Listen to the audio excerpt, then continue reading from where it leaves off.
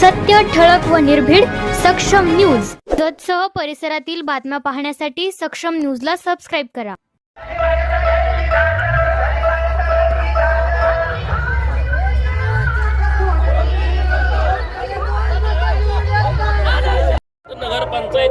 नगर परिषदेच्या निवडणुकीमध्ये देशाचे नेते माननीय नरेंद्र मोदी साहेब, राज्याचे लोकप्रिय लाडके मुख्यमंत्री माननीय देवाभाऊ, जिल्ह्याचे पालकमंत्री माननीय चंद्रकांत दादा यांच्या नेतृत्वामध्ये भारतीय जनता पार्टीच्या कमळ चिन्हावरती 23+ नगराध्यक्ष असं संपूर्ण पॅनेल उभा केलं होतं. नरेंद्र मोदी साहेबांचा, केंद्र सरकारचा आणि देवाभाऊंच्या राज्य सरकारचा विकासात्मक दृष्टिकोन आम्ही लोकांच्या समोर मांडला. जत शहरावरती गेल्या 40 वर्षांपासून प्रस्थापित राजव्यवस्थेने केलेला अन्याय आम्ही उघडा केला. लोकांच्या समोर आम्ही भूमिका मांडली की आमच्या हक्काचं आम्हाला मिळालं नाही. सातत्यानं निसर्गानं जतवरती अन्याय केला, परंतु ज्यांना आपण निवडून दिलं त्या लोकशाहीमधल्या जो प्रमुख घटक आहे लोकप्रतिनिधी, त्यांनी सुद्धा जाणीवपूर्वक जतकडे दुर्लक्ष केलं. जत शहराच्या निवडणुकीमध्ये निष्कलंक चारित्र्य संपन्न व्यक्तिमत्व गेल्या 30-35 वर्षापासून बीजेपीचा विचार लोकांच्या मध्ये जावा यासाठी अहोरात्र काम करणारे डॉक्टर रवींद्र अळी साहेब यांना माननीय देवाभाऊंनी उमेदवारी घोषित केली. शहरामधल्या सर्व समाज घटकांना सोबत घेऊन, उपेक्षित वंचित लोकांना सोबत घेऊन आम्ही पॅनेल उभा केला. लोकांच्या मध्ये आम्ही गेलो. या शहराच्या 5 वर्षाच्या विकासाची ब्लूप्रिंट आम्ही तयार केली, लोकांच्या समोर मांडली. लोकांना ती आवडली आणि विकासात्मक दृष्टिकोनातून जे निर्णय गेल्या वर्षभरात किंवा मी विधान परिषदेचा सदस्य असताना जे झाले ते लोकांना मान्य झाले. लोकांनी विकासाच्या बाजूनं मतदान दिलं. मी जत शहरातल्या मायबाप जनतेचं मनापासून आभार व्यक्त करेन की तुम्ही भारतीय जनता पार्टीवरती विश्वास ठेवला आणि तुम्हाला मी हाच शब्द देईन की आम्ही जो शब्द निवडणुकीच्या प्रचाराच्या निमित्तानं ब्लूप्रिंटच्या द्वारे जो शहरातील मायबाप जनतेला दिलाय तो एक न एक शब्द पुढच्या 5 वर्षामध्ये आम्ही पूर्ण करणार. डॉक्टर अरळी साहेबांच्या विजयानं, आमच्या नगरसेवकांच्या विजयानं जत शहराचा संपूर्ण कायापालट होणार याच्यावरती शिक्कामोर्तब झालाय. प्रस्थापित राजव्यवस्थेला लोकांनी नाकारलंय.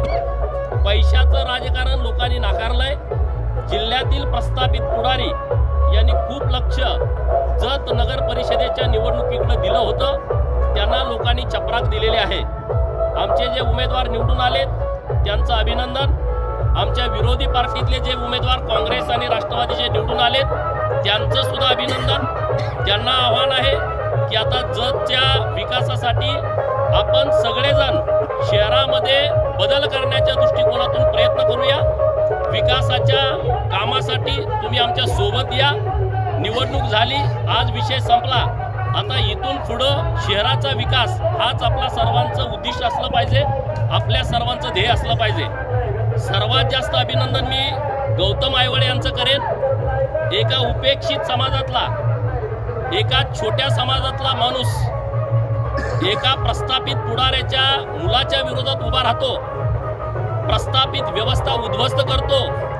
एका बाजूला सत्ता आहे, 12 महिने ज्यांच्या घरामध्ये लक्ष्मी पाणी भरते, ज्यांच्या घरांमध्ये नातेवाईकांच्या मध्ये 40-40 वर्ष सत्ता ठाण मांडून बसली आहे, अशा प्रस्थापित व्यवस्थेच्या विरोधामध्ये एका मायनर समाजातला मुलगा लढला आणि तो 160 मतांनी निवडून आला. डॉक्टर अळी साहेब निवडून आले, त्याचा मला जितका आनंद आहे त्याच्यापेक्षा काही पट आनंद हा एक सामान्य घरातला पोरगा निवडून आला. त्यामुळं इथलं राजकारण पूर्णपणे बदललंय. पुढाऱ्यांनी आता समजता कामा नये की आम्ही म्हणू तशाच पद्धतीनं लोकांना वागावं, आम्ही बोलेल त्या पद्धतीनंच त्यांनी वागावं, अशी परिस्थिती आता जतची राहिलेली नाही. आणि आम्हाला आनंद याचा आहे की पहिल्यांदा भाजपाची सत्ता ही जत शहरामध्ये आली आहे. आमच्या आटपाडीमध्ये पण तिथल्या मायबाप जनतेने आमचे उमेदवार नगराध्यक्ष पदाचे आणि खालचे 7-8 उमेदवार निवडून दिलेले आहेत। तर आता आमची जबाबदारी वाढली आहे, डॉक्टर आरडी साहेबांची जबाबदारी वाढली आहे, त्यांच्या टीमची जबाबदारी वाढली आहे। आता पत्रकार मित्र आणि गावातील सर्व नागरिकांना सोबत घेऊन पूर्ण शहराचं परिवर्तन करण्याच्या दृष्टिकोनातून पुढची 5 वर्ष आम्ही राजकारण करू। कुठलंही राजकारण अडवाडवीचं होणार नाही, जिरवाजिरवीचं होणार नाही, समीकरण सगळं व्यवस्थित बसणार। एकदम जे उमेदवार राजकारण आलेले आहेत असा त्यांनी आम्हाला पाठिंबा दिलेला आहे, आणि त्यात आमच्या रॅलीमध्ये पण होते। आणि आता मी हीच भूमिका मांडलेली आहे की आता राजकारणामध्ये न पडता विकासाच्या दृष्टिकोनातून या शहरात जे नगरसेवक निवडून आलेले आहेत, ज्या दिवसापर्यंत आपली निवडणूक होती त्या 6 वाजता आपला विषय संपला, जी आपली वैचारिक लढाई होती।